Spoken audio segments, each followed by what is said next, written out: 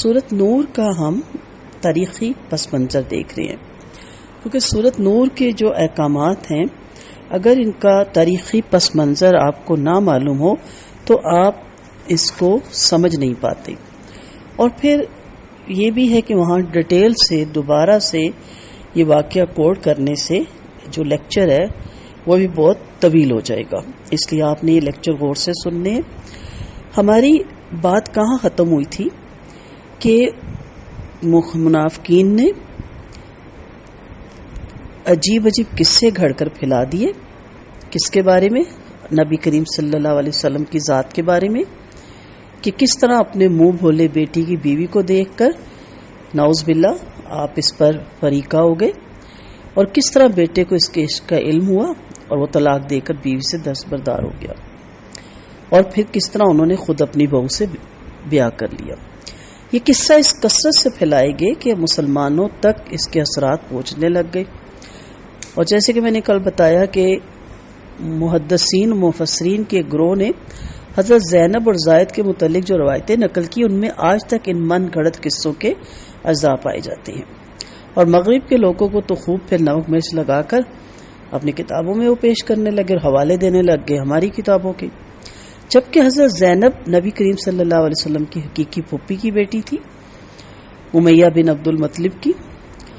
بچپن سے جوانی تک ساری عمر آپ صلی اللہ علیہ وسلم کی آنکھوں کے سامنے گزری تھی، ان کو اتفاقاً ایک روز دیکھ لینا اور معاذ اللہ ان پر فریقہ ہو جانے کا کوئی سوال ہی پیدا نہیں ہوتا۔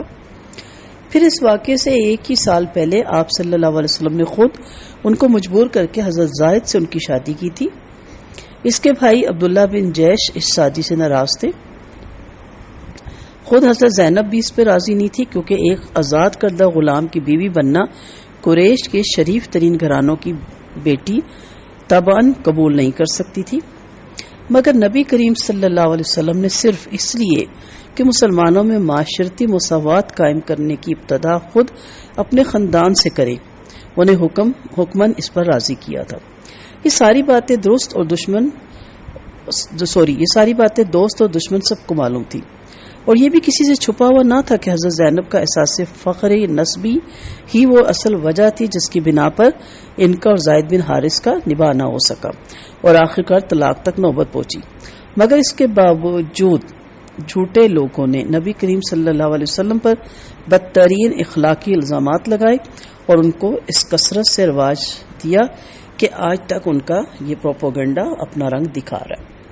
دوبارہ سے اتنی تفصیل سے کیوں آپ کو بتا رہی ہوں کہ جب کوئی اعتراض اٹھائے، جب آپ دین کے راہ میں چلتے ہیں تو یہ سب سے بڑے اعتراضات آپ کے سامنے آتے ہیں، تو آپ کو یہ سارا واقعہ معلوم ہونا چاہیے۔ اس کے بعد دوسرا حملہ غزوہ بنی المستلق کے موقع پر کیا گیا، اور یہ پہلے سے بھی زیادہ سخت تھا۔ بنی المستلق قبیلہ بنو اوزاع کی ایک شاخ تھی جو ساحل بحیرہ ایمر پر جدے اور رابعہ کے درمیان قدیر کے علاقے میں رہتی تھی۔ نام لینے میں اگر میں غلطی کروں تو سوری، کیونکہ ظاہر ہے یہ عربی کے نام ہے تو ہم لوگوں کی عربی تو ٹھیک ہے نہیں۔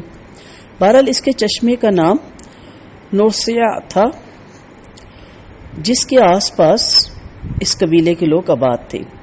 اس مناسبت سے حدیث میں اس مہم کا نام غزوہ مرسیہ بھی آیا۔ شعبان 6 ہجری میں نبی کریم صلی اللہ علیہ وسلم کو اطلاع ملی کہ لوگ مسلمانوں کے خلاف جنگ کی تیاری کر رہے ہیں اور دوسرے قبائل کو بھی جمع کرنے کی کوشش میں لگے ہیں۔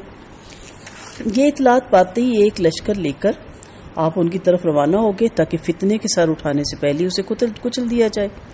اس مہم میں عبداللہ بن ابی جو منافق تھا ایک بڑی تعداد لے کر آپ کے ساتھ تھا۔ ابن سعید کا بیان ہے کہ اس سے پہلے کسی جگہ میں منافقین اس کثرت سے شامل نہ ہوئے تھے۔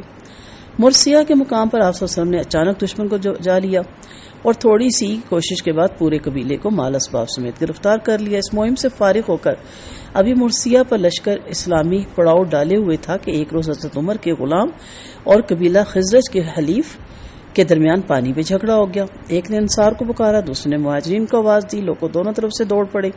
بہرحال معاملے کو رفع دفع کیا گیا، لیکن عبداللہ بن ابی نے جو انصار کے قبیلے خزرج سے تعلق رکھتا تھا بات کا پتنگڑ بنایا۔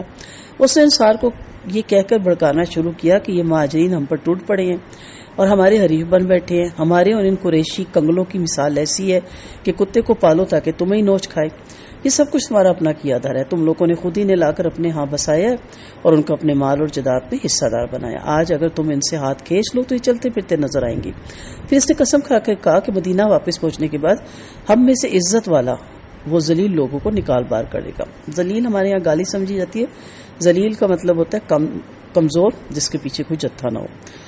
اس کی ان باتوں کی اطلاع جب نبی کریم صلی اللہ علیہ وسلم کو پہنچی تو حضرت عمر نے مشورہ دیا کہ اس شخص کو قتل کر دیا جائے. آپ صلی اللہ علیہ وسلم نے فرمایا نہیں، عمر دنیا کہے گی کہ محمد صلی اللہ علیہ وسلم اپنے ساتھیوں کو قتل کر دیتے ہیں. پھر آپ نے فوراً اس مقام سے کوچ کرنے کا حکم دیا اور دوسرے دن دوپہر تک آپ نہ رکے.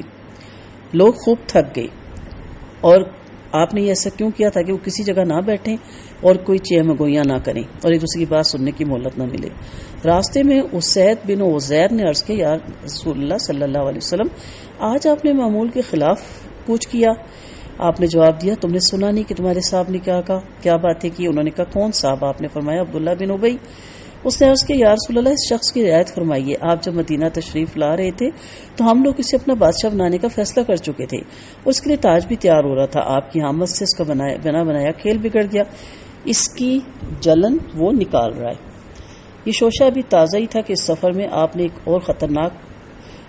اور خطرناک فتنہ اٹھایا، اور فتنہ بھی ایسا کہ اگر نبی کریم صلی اللہ علیہ وسلم اور آپ کے جانثار صحابہ کمال درجے ضبط اور تحمل اور حکمت دانائی سے کام نہ لیتے تو مدینہ کی نوخیز سوسائٹی میں سخت خانہ جنگی برپا ہو جاتی. یہ حضرت عائشہ رضی اللہ عنہا پر تہمت کا فتنہ تھا، اور اس کا واقعہ خود انہی کی زبان سے سنیے، جس سے پوری صورتحال سامنے آ جائے گی. بیچ بیچ میں جو امور تشریح طلب ہوں گے انہیں ہم دوسری معتبر روایت کی مدد سے ساتھ ساتھ اس کو حل کریں گے تاکہ جناب صدیقہ رضی اللہ عنہا کے تسلسل بیان میں خلل نہ آئے. تو انشاءاللہ اگلی کلاس میں آپ کو ان کا واقعہ تفصیل سے بتاؤں گی، کیونکہ اگر ابھی ہم نے شروع کیا تو پھر آدھا ہم سنا پائیں گے، آدھا نہیں. تو انشاءاللہ اگلے لیکچر میں ہم حضرت عائشہ رضی اللہ عنہا کا واقعہ ان کی اپنی زبان سے سنتے ہیں، کیونکہ یہ ساری چیزیں آپ کو اس میں ملیں گی اس سورت نور میں. اس لیے آپ کو پھر ان ساری چیزوں کا بیک گراؤنڈ پتہ ہونا چاہیے تاکہ آپ کو وہاں جب تفسیر کی جائے تو آپ کے ذہن میں سارا بیک گراؤنڈ ہو. اللہ تعالیٰ ہم کو توفیق دے کہ ہم صحیح طریقے سے ان واقعات کو پڑھ سکیں، یاد رکھ سکیں، سمجھ سکیں، اور پھر اس کے بعد جب ہم سورت نور پڑھیں تو اس کے احکامات پہ ہم صدقے دل سے عمل کر سکیں، اور جو باتیں اس کے اندر ہیں اس کو ہم اپنی زندگی کا حصہ بنائیں اور اپنے آپ کو برائیوں سے محفوظ رکھیں. وآخر دعوانا ان الحمد للہ رب العالمین. سبحانک اللہم وبحمدک، نشہد ان لا الہ الا انت، نستغفرک ونتوب الیک. السلام علیکم ورحمۃ اللہ وبرکاتہ.